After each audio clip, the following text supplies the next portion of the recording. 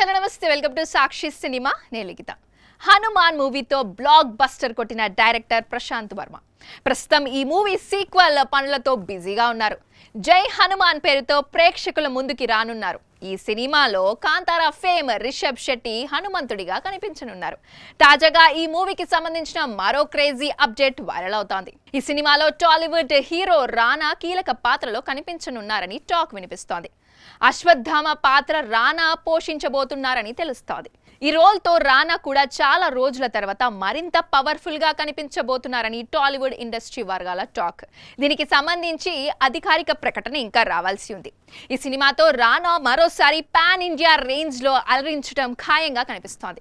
కాగా ఈ సినిమాను మైత్రి మూవీ మేకర్స్ టీ సిరీస్ సంస్థలు సంయుక్తంగా నిర్మిస్తున్నాయి. సాక్షి టీవీ ప్రసారాలను నిలిపివేయటం చట్టరీత్యా నేరం. సాక్షి టీవీ ప్రసారాల కోసం మీ స్థానిక కేబుల్ ఆపరేటర్ను వెంటనే సంప్రదించండి. DTH లో ఇంటర్నెట్లో కూడా సాక్షి టీవీ ప్రసారాలను వీక్షించవచ్చు.